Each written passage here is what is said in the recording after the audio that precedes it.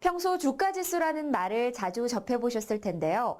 그러나 그 의미에 대해 명확히 이해하고 자신 있게 설명할 수 있는 분들은 아마 그리 많지 않으리라 생각됩니다. 그래서 오늘 이 시간에는 주가지수의 의미와 그 활용에 대해 자세히 알아보도록 하겠습니다. 먼저 전문 기자가 소개하는 이 시각 주요 뉴스 함께 만나보실까요?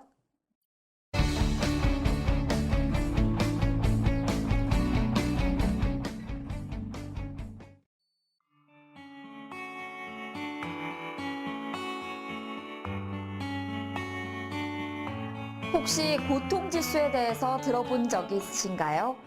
미국 경제학자 오콘이 만든 이 지표는 국민들이 느끼는 경제적 고통의 정도를 측정하여 한 나라가 다른 나라에 비해 경제 상태가 어떠한지를 비교하는 지표로 보통 소비자 물가지수와 실업률의 합으로 나타납니다. 즉, 소비자와 많은 관련이 있는 물건 가격의 전반적인 수준을 나타내는 소비자 물가지수에 일자리의 상태를 나타내는 실업률을 더한 것으로 수치가 높으면 높을수록 평균적으로 차감하는 경제적 삶이 고달프다는 것을 의미합니다. 물가 상승률은 생계비용과 깊은 관련이 있고 실업률이 높아지면 사람들이 빈곤층으로 이동될 가능성이 높기 때문에 임금 생활자에게는 직접적인 관련이 있는 지수가 되죠. 이 지수를 다른 나라 또는 다른 시점으로 비교해보면 현재의 전반적인 경제 상황에 대해 더 깊은 이해가 가능해집니다. 이렇듯 지수는 숫자를 통해 어떤 상황을 더 잘 이해하게 해줍니다. 주식시장에도 주식시장의 전반적인 상황을 보여주는 지수가 있습니다. 이것이 바로 주가지수로 기준 시점 가격을 기준으로 현재 시점 가격을 비교하여 현재 시점에 가격이 얼마나 올랐는지 또는 떨어졌는지를 보여주는 지표가 됩니다. 많은 나라의 경제 상태를 살펴볼 수 있는 고통지수와 같이 주식시장에도 시장 전체의 움직임을 종합적이고 전체적으로 파악할 수 있는 주가지수가 있습니다. 두 지표 모두 복잡한 경제 상황을 수치로 나타낸 것이죠. 우리가 알아볼 주가지수는 주식 상황뿐만 아니라 현 시점에서의 경제 상황도 파악할 수 있고 또 미래의 경제 예측까지 반영하는 선행지표로 이용되기도 하는데요. 자세한 내용은 이슈 인사이드에서 계속됩니다. 초보 투자자들이 알아두어야 할 기본 지식 중 하나가 바로 주가지수에 대한 이해입니다.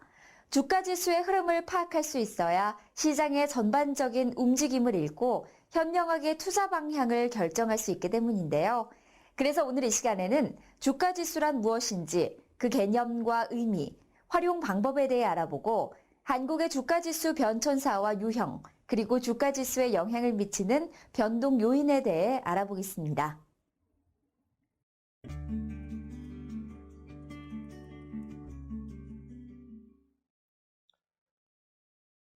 주가지수를 한마디로 요약하자면 한 나라의 증권시장의 가격 수준이다라고 간략하게 얘기할 수 있겠습니다. 주가지수는 주식시장의 전반적인 주가 수준이나 주가 등락을 보여주는 지표로서 한 나라의 경제 상황에 대한 주요 척도로 사용되고 있습니다. 금융산업이 발달하면서 주식 포트폴리오의 성과를 측정하고 비교하기 위한 대상으로서 벤치마크로 사용되고 선물옵션 상품이나 주가지수 연동 상품 등에 다양하게 활용되고 있습니다. 우선 선물옵션 시장과 주가지수의 관계부터 살펴보겠습니다.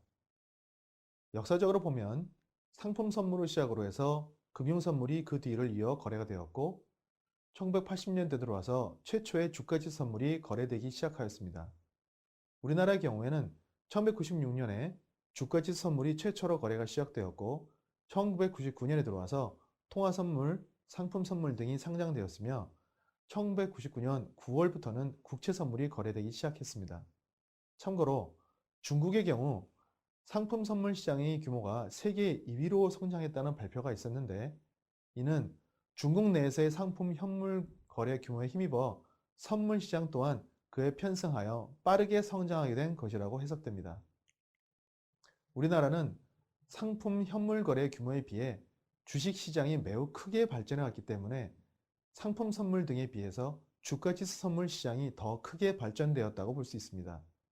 이러한 주가지수 선물 시장에서 가장 중요한 것이 바로 그 기초자산인 주가지수이며 현재 한국거래소에서 선물 옵션 상품의 기초자산으로 사용되는 주가지수는 코스피 200 지수입니다. 이 지수의 산출 방법 등에 대해서는 뒤에서 다시 한번 살펴보도록 하겠습니다. 주가지수는 지수 연동 상품에도 활용되는데요. 주가지수에 연동한 상품들의 이름은 맨 앞에 영어 이자가 들어가곤 합니다. 개별 주식의 가격이나 주가지수에 연동되는 상품인 경우 이퀴티 링크드 또는 익스체인지 트레이디드와 같은 접두어가 붙으며 다양한 상품이 만들어집니다. ETF는 코스피 200과 같은 주가지수나 금, 원유 등과 같은 자산의 가격에 연동되도록 설계된 펀드입니다. 일반 주식처럼 거래소에 상장돼서 장중에 실시간에 매매할 수 있는 상품인데 큰 장점으로는 일반 펀드에 비해 편리하게 매매할 수가 있고 빠르게 환금할 수 있으며 특히 주식 매매 시에 부과되는 세금이 ETF 매매 시에는 부과되지 않기 때문에 예를 들어 섹터 지수에 포함되어 있는 개별 주식들을 포트폴리오로 직접 매매하는 것에 비해서 동일한 개별 주식들의 지수에 연동되는 섹터 ETF를 거래하면 거래 비용도 저렴할 뿐만 아니라 한 번에 여러 주식들을 비중에 맞추어 골고루 사고 팔 수 있는 효과와 같은 장점들이 있습니다. 특히나 인버스 지수나 레버리지 지수 등에 연동하는 상품들의 거래량을 보면 투자자들로부터 상당한 인기를 얻고 있다는 것을 알 수 있습니다. 지금 보시는 ETF 거래량에 대한 화면에서 보면 코덱스 레버리지와 코덱스 인버스 상품의 거래량이 눈에 띄게 많은 것을 볼 수 있습니다. 주가 연계 상품들로는 ELD, ELS, ELF 등이 있습니다. 여기서 뒤에 붙은 D, S, F 등의 전미연은 이 상품이 예금에 기반을 두었는지, 증권회사가 발행한 유가증권인지 아니면 운용사가 펀드로 구성한 것인지에 따라 구분됩니다.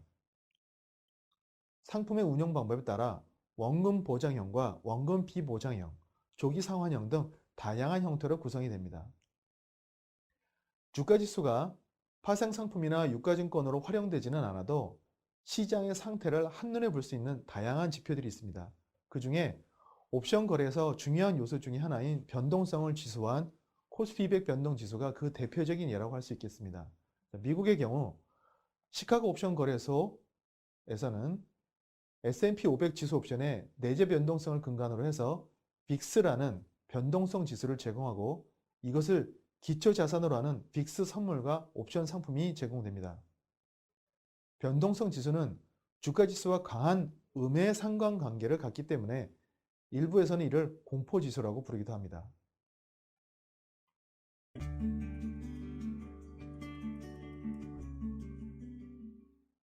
한국거래소에서 제공하는 주가지수의 유형을 알아보기 전에 우선 그 역사를 살펴보도록 하겠습니다. 한국증권시장에서는 1964년부터 주가지수를 산출하기 시작했습니다. 현재 우리가 코스피 지수라고 부르는 한국종합주가지수는 1983년부터 시가총액식으로 산출하고 있는데 그 전까지의 주가지수는 주가평균식으로 산출되었습니다. 선물 옵션 시장이 개설되기 전에 이를 대비하기 위해 1994년 6월부터 거래 대상 지수인 코스피 200 지수가 산출되었고 1997년에는 중소벤처기업의 안정적 자금 조달을 위해 설립된 코스닥 시장을 위한 지표로서 코스닥 종합지수의 산출이 시작되었습니다. 2004년부터는 스타 지수를 산출하는 등 시장의 요구에 부응하며 다양한 지수가 개발되어 왔습니다. 2005년에는 기존의 증권거래소, 선물거래소, 코스닥 증권시장, 코스닥 위원회 등으로 나뉘어 있던 조직들이 한국증권선물거래소라는 이름으로 합병되어 새롭게 출발하였고 2009년에는 자본시장통합법 개정에 따라 한국거래소로 이름이 바뀌었는데 증권시장 통합의 취지를 발현하기 위해서 코스피 시장과 코스닥 시장에서 100개의 대표 종목을 선정해서 KLX 100이라는 지수가 한국증권선물거래소 설립 이후 처음 개발되어 제공되고 있습니다. 한국거래소에 제공되는 지수들을 계열에 따라 분류하면 KLX 계열지수, 코스피 계열지수, 코스닥 계열지수, 특수계열지수, 글로벌 계열지수 등이 있습니다. 각 계열에는 종목 선정 구성 방법이나 가중치 적용 방식, 기업 규모 분류에 의한 방식, 기초자산의 종류 및 기타 다양한 방식에 따라 모두 수십 개의 지수가 제공되고 있습니다. 파생상품의 기초자산으로 사용되기도 하고 시장의 상황을 한눈에 파악할 수 있는 참고지표로 활용되기도 하므로 한국거래소 홈페이지에서 지수들의 종류와 산출 방법들을 훑어보고 그 활용 방안을 고안해 보는 것도 좋은 학습이 될 수 있을 것입니다. 한국거래소에서 제공하는 주가지수들 중에 가장 대표적인 것들 몇 개를 골라 어떤 의미를 지닌 지수이며 어떻게 산출되는지를 알아보도록 하겠습니다. 코스피 지수라고도 불리는 한국종합주가지수는 1980년 1월 4일에 시가총액을 분모로 하고 산출 시점인 시가총액을 분자로 하여 계산됩니다. 그 수식은 다음에 보는 바와 같습니다. 상장 종목 중에 유무상증자, 주식배당, 합병 등에 의해 주가의 권리락 등이 발생하거나 상장 주식수에 변동이 있는 경우에는 기준 시가총액과 비교 시가총액을 수정합니다. 권리락 등에 의해 주가 단층용이 발생할 때마다 권리락 전일의 주가지수와 권리락 당일의 주가지수를 일치시켜 줍니다. 보시는 수식에서처럼 수정 후에 신기준 시가총액을 계산해서 주가지수의 연속성이 유지될 수 있도록 수정을 해줍니다. 코스피 200 지수는 주가지수 선물 및 주가지수 옵션의 거래 대상으로 개발된 주가지수입니다. 선물 및 옵션 거래에 적합하도록 시장 대표성, 업종 대표성, 유동성 등을 감안해서 200 종목을 선정해서 지수를 산출하고 1990년 1월 3일의 지수를 100포인트로 하여 기준을 삼습니다. 코스피 200 지수의 산출 방법의 특징은 초기에는 비유동 주식과 유동 주식을 모두 합한 상장 주식 수로 가중해서 지수를 산출했지만 2007년 12월 14일부터는 순수하게 유동 주식 수만을 가중해서 시가총액 방식으로 주가지수를 산출합니다.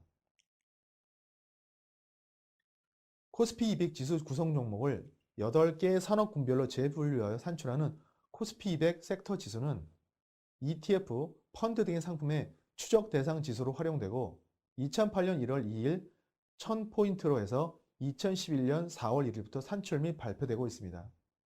8개 산업군을 명칭으로 살펴보면 건설기계, 조선운송, 철강소재, 에너지화학, 정보통신, 금융, 필수소비재, 자유소비재 등으로 분류합니다. 코스닥 종합지수, 줄여서 코스닥 지수라고 불리는 이 지수는 코스닥 상장 기업의 주가의 주식수를 가중한 시가총액식 주가지수로 2004년 기준 단위를 1000으로 해서 산출하기 시작합니다. 코스닥 지수 또한 코스피 지수와 마찬가지로 연속성 유지를 위해 수정을 적용합니다. 스타 지수는 코스닥 시장에 상장된 종목 중에서 시장 대표성, 유동성 요건뿐만 아니라 재무 요건을 감안해서 30종목을 선정하고 유동주식 가중 시가총액식으로 지수를 산출합니다. 간단히 V코스피 지수라고 불리는 코스피 200 변동성 지수는 옵션 가격을 이용해서 코스피 200 옵션 시장의 투자자들이 예상하는 코스피 200 지수의 변동성을 나타낸 지수입니다. 잔존 기간에 따라 최근 얼물과 차근 얼물의 변동성을 가중하고 콜옵션과 풋옵션의 가격 차이가 최소인 종목의 행사 가격을 기준으로 등가격을 선정해서 외가격 종목만 지수 산출에 포함시킵니다. 옵션을 거래하는 많은 거래자들이 코스피 200 변동 지수를 많이 참조해서 시장을 판단하는데 최근 얼물만 감안하지 않고 잔존 기간에 따라 차근 얼물도 가중 비율이 변한다는 점과 최근 얼물 종목의 최종 거래일까지 4거래일 전에 기준 얼물을 각각 그 다음 얼물로 교체하여 계산한다는 점을 주의해서 사용해야 합니다. 최근 얼물만 거래하는 경우에는 최근 얼물의 잔존 기간이 줄어들수록 차근 얼물의 비중이 높아가기 때문에 변동성 변화에 대한 체감 정도와 이 지수의 변화 정도가 다를 수 있습니다. 특히나 최근 얼물과 차근 얼물의 변동성의 증가 방향이 서로가 반대로 움직이는 경우도 있고 특히 최근 얼물 잔존 기간으로 4거래를 남겨놓고는 최근 얼물의 변동성 일체 반영되지 않으므로 이 지수를 참고해서 거래하고자 할 경우에는 반드시 이런 특성을 정확히 이해하고 사용해야 합니다. 코스피 200 선물 지수는 코스피 200 선물 시장에 상장된 최근 월물 종목의 가격과 동일하게 연동하는 지수입니다. 최근 월 종목의 잔존 기간이 3거래일 이하가 되면 최근 월 종목과 차근 월물의 보유 비중과 교체 비중을 그 외 기간과 다르게 가중해서 지수를 산출합니다. V코스피 지수와 마찬가지로 잔일수가 얼마 남지 않았을 때는 차근 월물로 점차 비중이 증가되어 간다는 점에 주의를 기울여야 합니다. 코스피 200 레버리지 지수는 코스피 200 지수의 2배 수익률에 연동하는 지수이며 레버리지 ETF나 펀드 등의 투자 참고 지표로 활용됩니다. 산출 방법에서 눈여겨볼 만한 부분이 있는데 ETF나 펀드의 운용 비용을 차감하여 산출한다고 되어 있습니다. 예를 들어 설명하면 납입현금이 100억으로 레버리지 ETF를 운영할 경우 납입현금 100억 외에 현금 100억을 추가로 차입해서 보유 포트폴리오를 2배로 키우는 대신에 이 차입금에 대한 이자를 차감하는 것이기 때문입니다.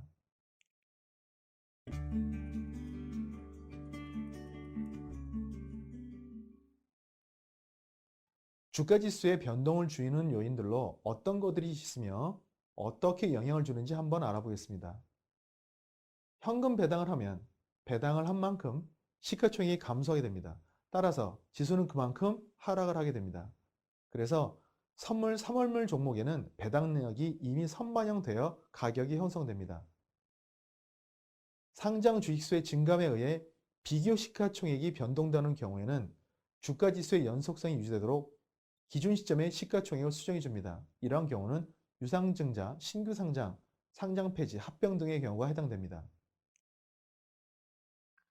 자금의 속성은 더 높은 금리 상품으로 이동하는 것이 일반적입니다. 따라서 금리가 높아지면 안정적인 금리로부터의 수익을 추구하기 위해서 주식에 대한 수요가 감소하고 이는 지수의 하락 요인이 됩니다. 유가 상승은 경제 전반에 걸쳐 영향을 주는데 기업에게는 생산비 증가에 따른 실적 악화를 그리고 소비자에게는 물가 상승의 요인이 되고 수출 단가는 상승을 일으키기 때문에 지수에 큰 영향을 미칩니다. 주가는 수급에 의해 결정된다는 말이 있습니다. 즉, 주식을 더 많이 사고자 하는 현금이 증가될 때는 주가는 상승해야 됩니다. 따라서 고객 예탁금의 증강, 외국인 투자 자금의 유입, 연기금 자금 유입 등의 움직임에 따라 지수는 등락의 움직임을 갖게 됩니다. 외국인의 자금, 특히 미국계 자금이 한국 주식시장에 유입된 비율이 높기 때문에 미국의 증시 움직임에 따라 우리나라는 물론 전 세계 증시는 영향을 받게 됩니다. 야간 선물 시장 등을 통해 해외 지수의 움직임의 영향이 더욱 빠르게 반영됩니다. 이외에 기업 활동에 의한 실적 발표, 환율의 변화, 각종 경제 지표 발표 등 이런 이벤트에 따라 주가지수 또한 많은 영향을 받게 됩니다. 이제 주가지수에 대해 모두 이해가 되셨나요? 오늘 내용을 다시 한번 정리해보면서 이 시간을 마무리하겠습니다. 주가지수는 한 나라의 증권시장의 가격 수준으로 파생상품이나 펀드, 투자 판단 지표 등에 활용됩니다. 한국거래소에서 제공되는 지수로는 KRX 계열, 코스피 계열, 코스닥 계열, 특수지수 계열, 글로벌 지수 계열 등이 있으며 주가지수는 배당락, 금리, 유가, 신규 자금 유입, 해외 지수, 기업 실적, 환율, 각종 경제지표 발표 등의 영향을 받습니다. 지금까지 주가지수에 대해 알아봤고요. 다음 시간에는 주가지수 선물에 관한 내용을 준비하여 찾아뵙겠습니다.